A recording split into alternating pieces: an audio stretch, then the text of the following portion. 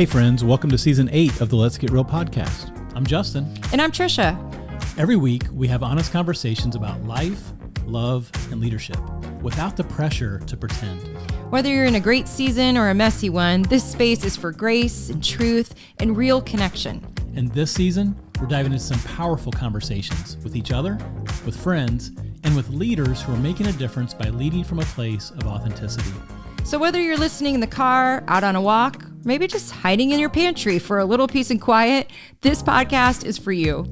Let's dive in and get real. Well, hey guys, welcome back to the Let's Get Real podcast with Justin and Trisha Davis. Super excited for this conversation with Brittany and Sammy Higgs. And they're going to introduce themselves, but I think this conversation is going to inspire you. It's probably going to convict you.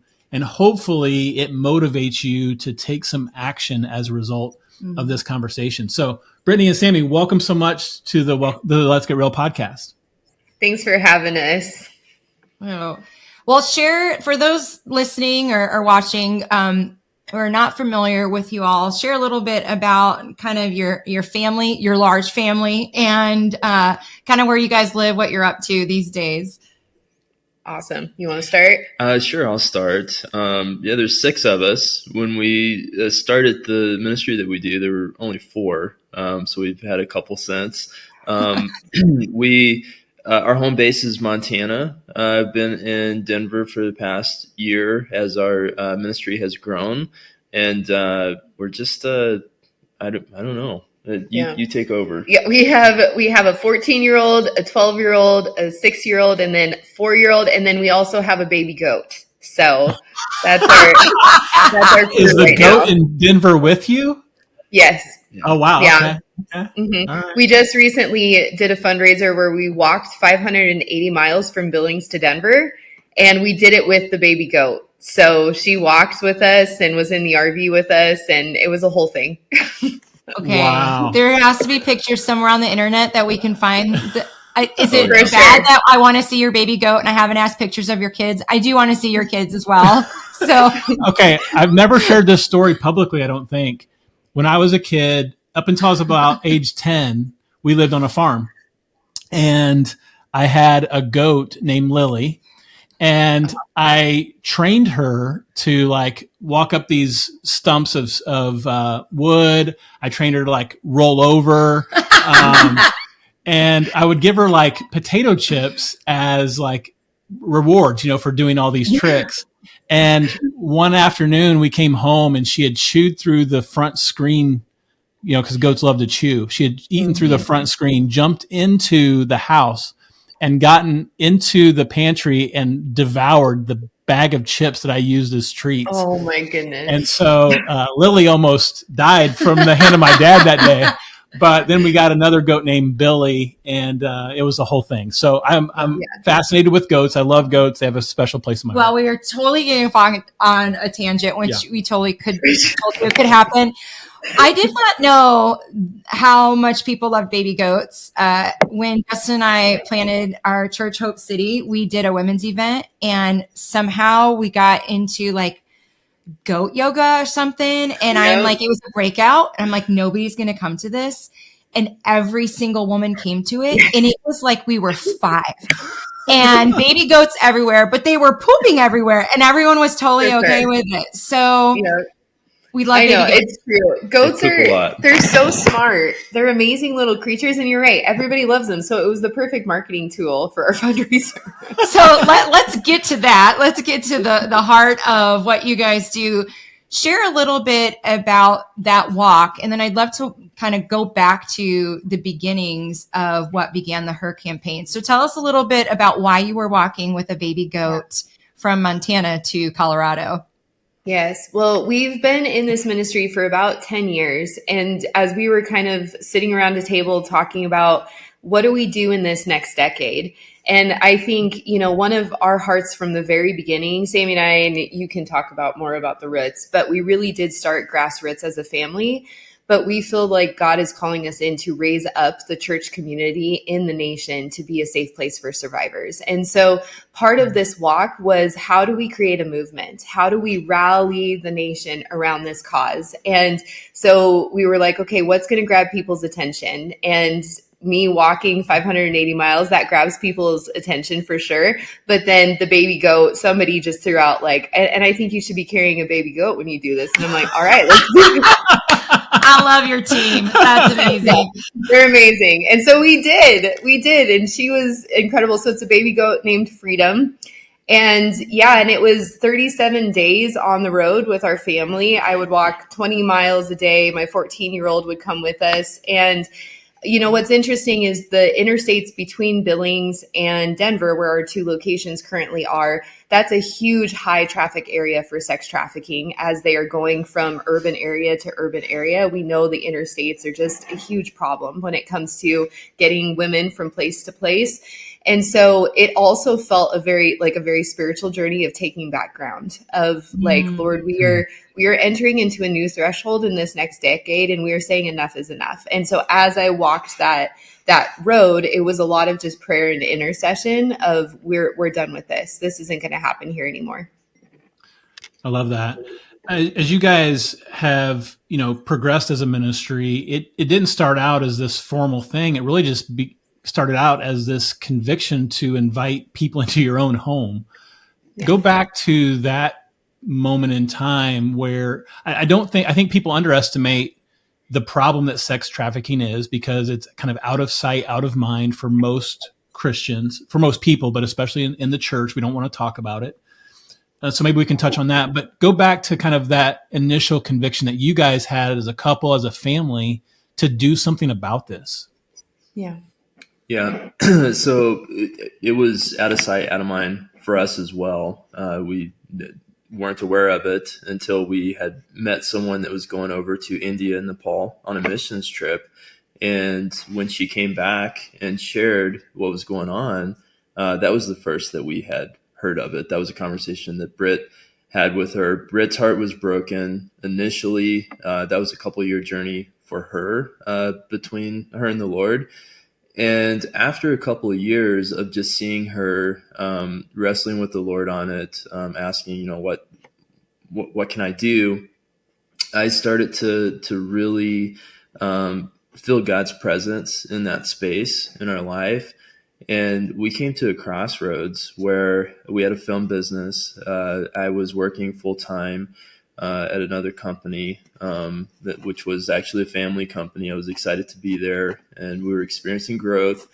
And then there was this anti-trafficking piece that God was doing in our lives. We didn't know what it looked like yet. But we were walking our 2 little boys after a 10-hour trip. And this is like the big God moment. We were just walking them because they were feisty after being cooped up in a car for 10 hours. And as they were running around, Britt just stopped and she's like, holy crap, like God just spoke to me, like almost audibly. And he said, we need to start a safe home. I didn't know what that was. She didn't know what that was either. We've heard about the term safe home more overseas. But when she said that, I just knew that that was from the Lord. And so we were going to do that. We didn't know what it was yet, but we were going to do it. So that led us on a journey to just really co-creating with God. He spoke things into existence. So we just started speaking what he was speaking to us, and connections started coming, and we learned what a safe house was. We didn't think we were going to do it. We're like, okay, God, we'll start this. We'll find the people. Yeah. And that journey just really led us to a place where some mentors of ours were speaking into us in a way that we were so convicted that we were supposed to be the ones actually running the home. And it was supposed to be our home to begin with 2 young kids, I think 6 and 5 at the time. Yeah. Yeah, and those mentors, they had been doing a safe house in Western Montana for 40 plus years.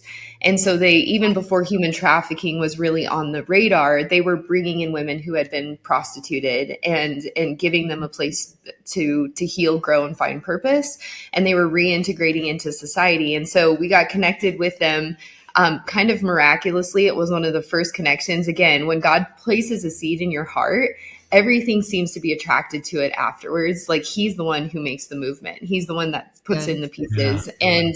And so we were sitting down with them, and Rick and Pat are their names. And Rick's this huge bouncer looking dude. He's got a ponytail.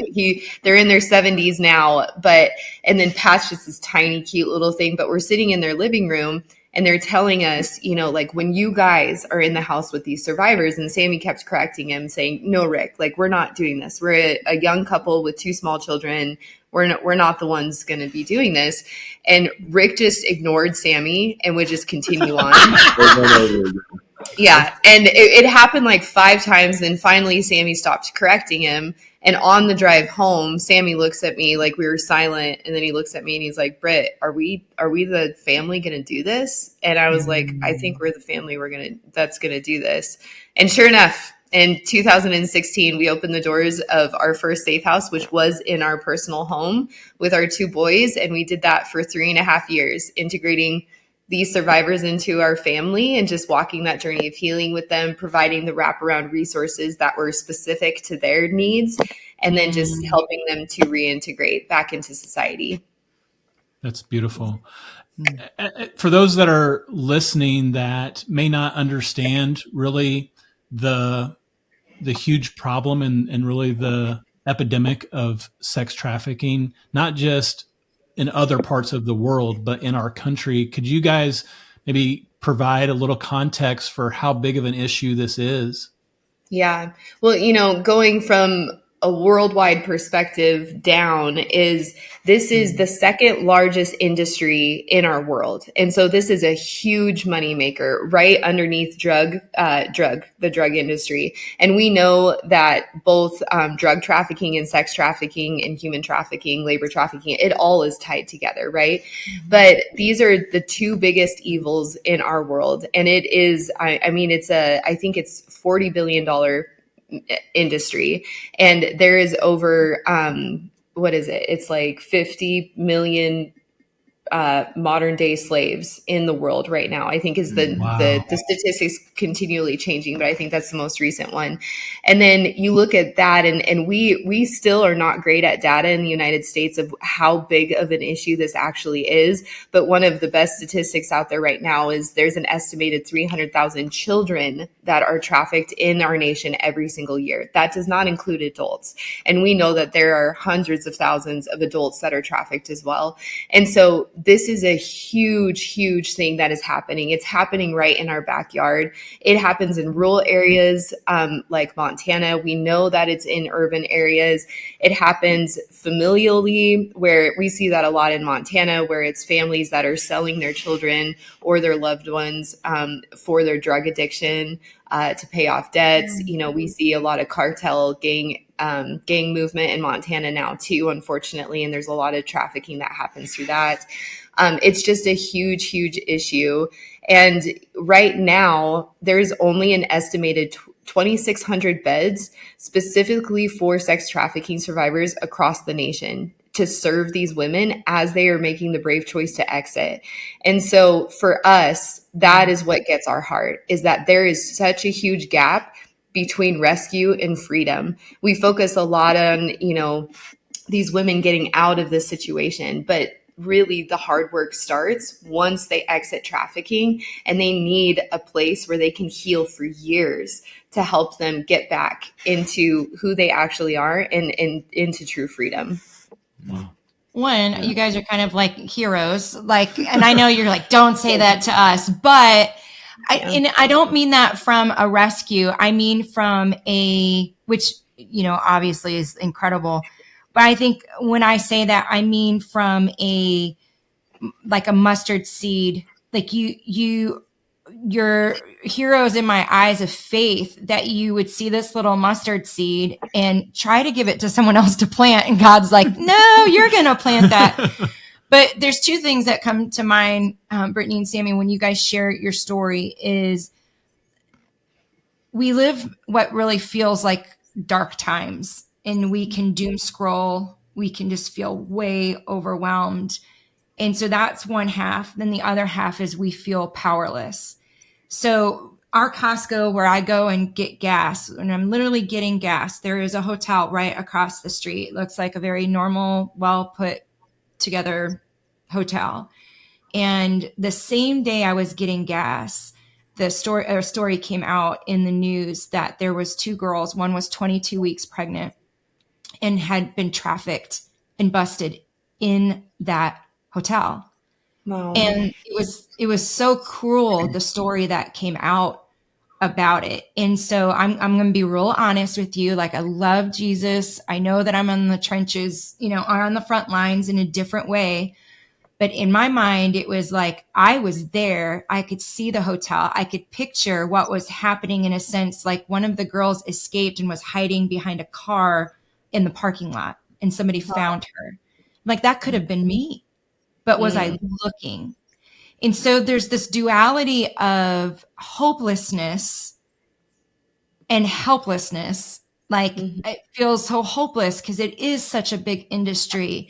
And then helplessness that I can't do anything. But what I love about your story is you chose to do something. And that something is what began kind of the ministry that it is today. And so the person listening, that is, my experience of, like, I know, Brittany, I've heard this, I know, but I just feel like, whether I don't make a lot of money, or I don't have influence, or, like, what do I do with that? Like, how do I get involved? What would be like one or two things you guys would encourage that listener in this moment? Yeah, I think first and foremost, God is always speaking, and he speaks to each of us individually in unique ways, right? And obedience of the Lord is just to hear and act. So I think first and foremost, what is God breaking your heart for? Like, what is he asking for you to do? What is a thought that's coming to your mind? For us, it was many different little yeses, right? But then Sammy talked about the big one of, we're walking out, and I just had this picture of a safe house and just knew the Lord was inviting us into that, and he had our yes. So I think first and foremost, just listen to the voice of God and give him your yes. When he's just prompting you to do something, he has creative solutions that we as humans aren't even thinking about. So when it comes to, like, how can you get involved in this? We need heavenly solutions. We need people that are hearing the Lord speak a new thing and be like, no, this is my unique piece in this.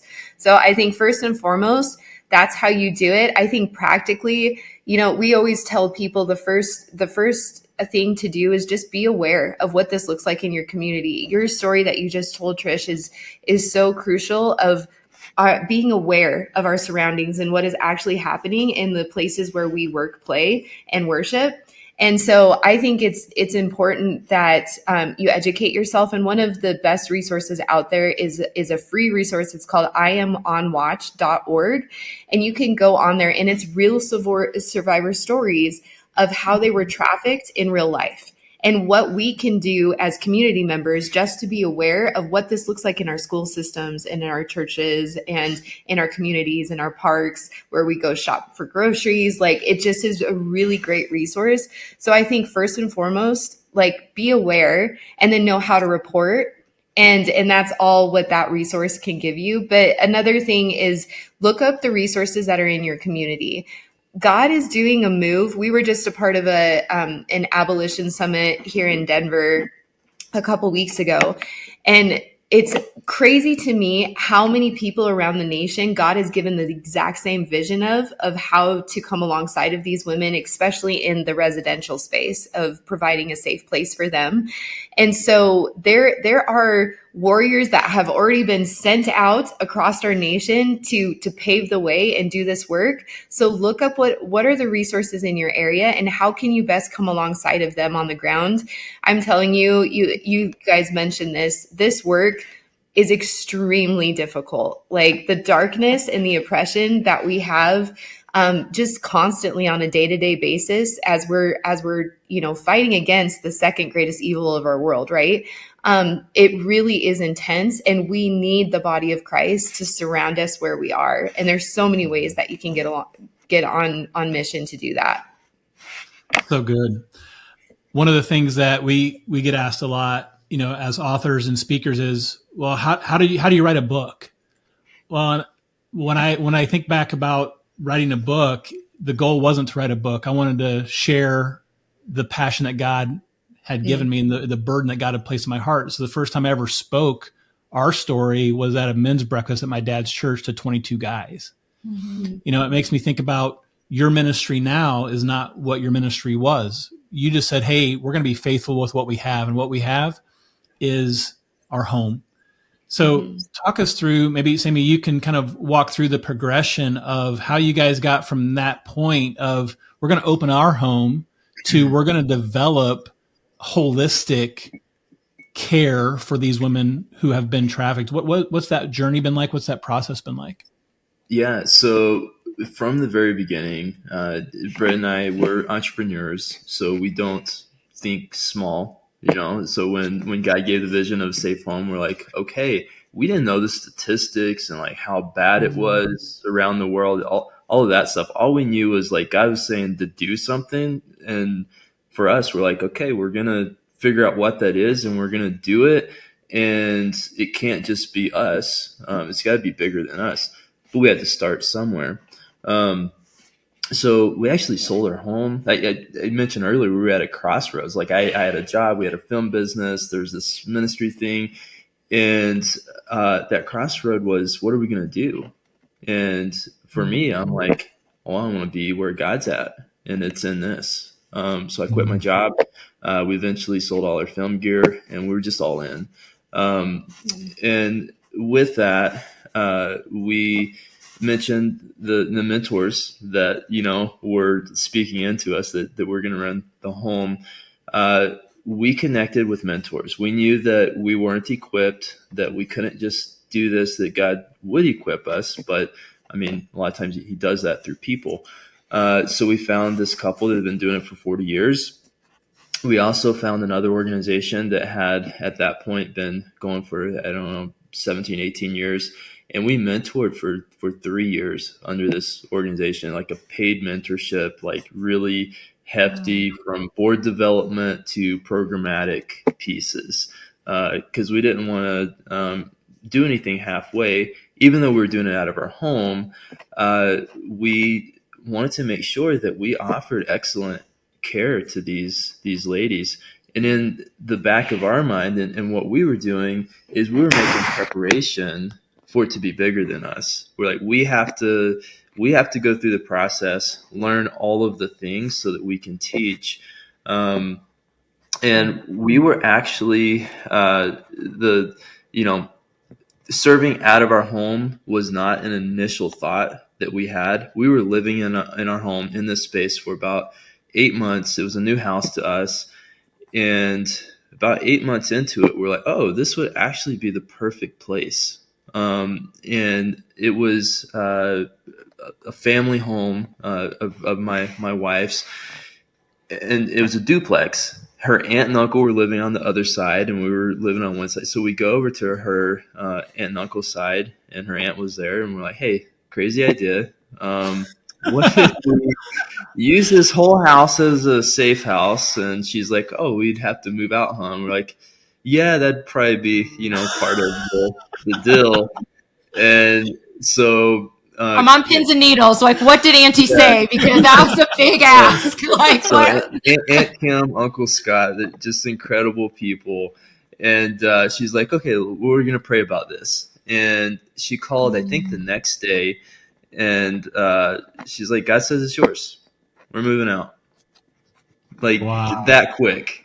Yeah. And I mean, and it's history from there. But we ran the safe home out of there for 3 years, for longer than 3 years, but 3 years before God opened the doors to expand to another facility, and then eventually a second location here in Denver, where we're at right now. Yeah. And to answer your question too, Justin, we did it out of our home, and there's so much we can talk about of what that looked like. It really was leaning on the spirit. Like we were trauma informed. We're getting them therapeutic intervention and resources and all of the things, but it was a front row seat to watch how God actively works, and he is the healer. Like truly he is the healer. And one of the things that we were seeing in the home too, though, is that their bodies are so destroyed by this movement. I mean, even the basic things as they're not eating regularly, they're eating gas station food. The nutrition is just completely blown. Most of them don't even know what nutrition is. And so we started to see that there was 3 huge key components for what we needed to comprehensively come alongside of these women. And it was body, spirit, and mind, right? We're a 3-part being, and all of those are attached together. And if you are going to actually heal, you need to address these 3 things. So as we expanded to that actual facility, we saw a need for medical, clinical, and spiritual to all marry each other to help these women really stabilize right after they've exited trafficking. So often that first month, you're only seeing trauma present. And so helping them stabilize comprehensively on that 3-point structure was crucial. So that is how we were on the ground level seeing and actively being like, and listening to survivors too, of like, what do you need? Like, what is going to be best in this situation? How can we best come alongside of you? And sitting on the ground level with them for 3 years helped us to develop a program that we're hoping to replicate across the nation that really is coming alongside of them comprehensively in those 3 things. Wow. Our kind of tagline, well, not kind of, it is of the Let's Get Real podcast, is having honest conversations about life, love, and leadership. And it's kind of that same 3-point of like how we're leading our lives, how we're taking care of ourselves, how are we loving each other, how are we, like kind of all of that encompassing. And you guys have done such a beautiful job of kind of naturally touching on all those points. As we close our time together, obviously we want to share like how to get connected with you all, but if we getting like, let's get real, we are adoptive parents and we were not trauma informed. We did everything the opposite that you guys did. We were just like, God gave us a vision and then we just jumped in. We had a lady text us on a Thursday. Would you consider adopting these kids? We talked to the birth mom on Monday, and 21 days later we had emergency custody. Yeah. Wow. And so it was like, how strategic you were is how oppositely strategic we were. But you haven't heard the whole story. Yeah, so no.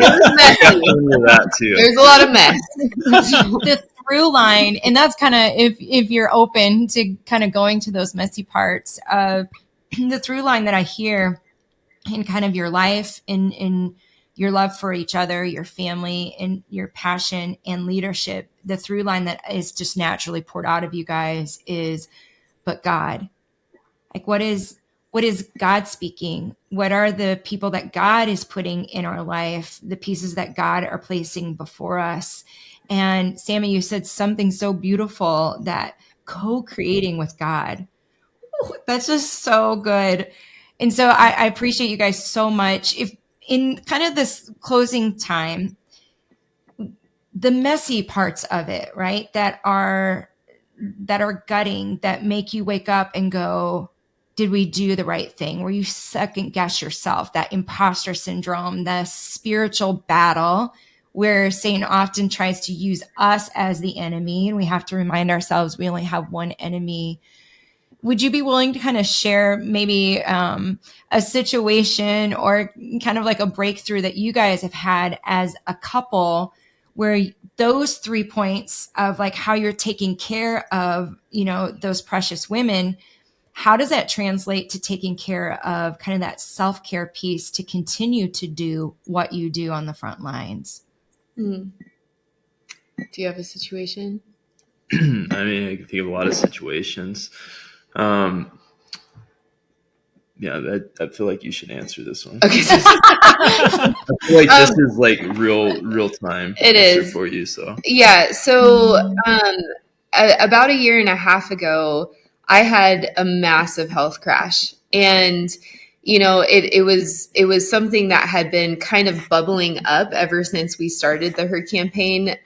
Right after we had the vision, I had a health crash almost 10 years ago when we had just gotten the vision, and it did feel very spiritual, but it was also, a lot of autoimmune stuff that I didn't realize I had. And there's a lot we could talk about when it comes to autoimmune, but a lot of it is, I think autoimmune does start from an over responsibility of, as children, like we have to take on too much and we take on other people's emotions and we just don't lean on God for those things. And I think that does manifest as disease in your body. And so, for me, that's been a struggle of my own self-reliance and my own self-sufficiency, and something that to this day, I'm still working with the Lord on how to really surrender over things. But when I had a health crash a year and a half ago, there was just so much that we were struggling with in our property in Montana. Sammy and I were living in the home again, running programs with a whole staff and bringing in these survivors. And it was just at that place where I literally could not go on. I could not. And so we made the choice where I needed to step out on a sabbatical, and Sammy took the helm. He was CEO and COO for that time. And really, in that moment, though, as Sammy got to step more into leadership and really thrive where he is gifted, and I stepped completely out as fundraiser, as CEO, as visionary, what the Lord taught me in that moment is we actually raised more funds when I was not doing anything than I had previously the year before, where I was striving and I was working my butt off and I was writing all the grants and I was doing all the things and talking to all the donors. And it was in that the Lord was like, this truly is my thing. Like somewhere along the line, you forgot that this is mine. And you've forgotten your partner who in his strengths and what he brings to the table. And so he had to remove me to remind me of that and to show me that, like, no, he really is. He's the actual CEO. He's the one in charge. And it is only by the Spirit. It's not, it's like that, that verse in Zechariah that says it is not by might nor by power, but by the Spirit alone. And I think that was a lesson for me for sure.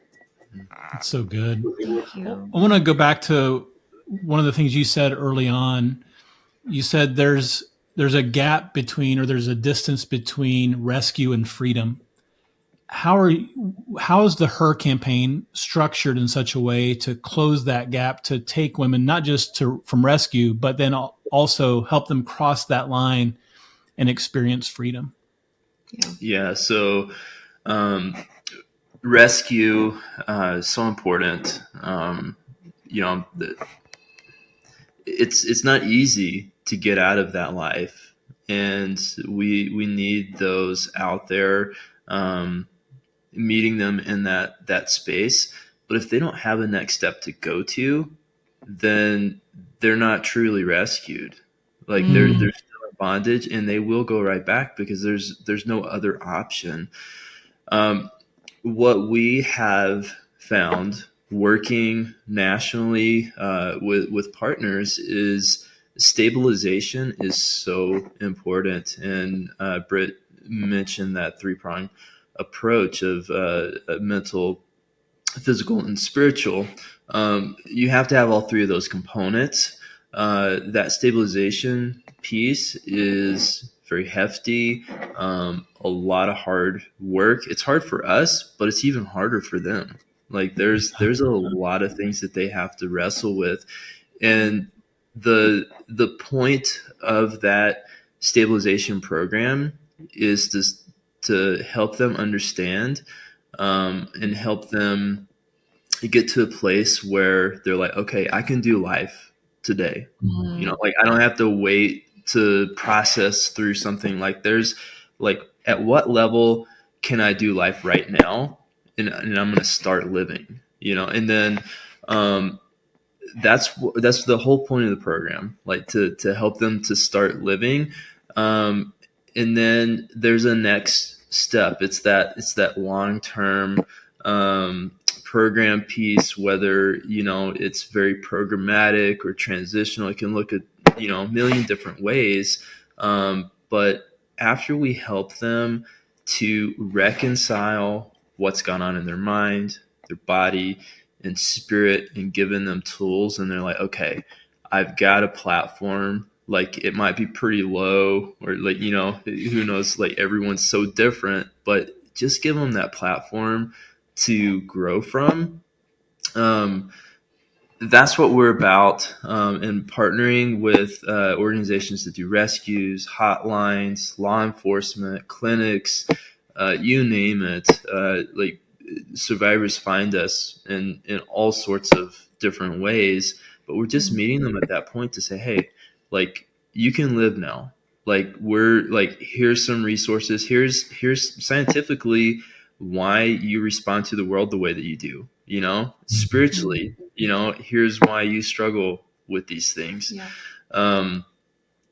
And from there, it's just getting them connected to, like, after they start dreaming and they're like, I can live. It's like, okay, well, what does that look like? Oh, there's a program over, in this state, it's close to where you want to be. It matches what your goals are. Do you want to do that? Or here's a few other options. So it's just really helping them to dream again, and facilitating that for them.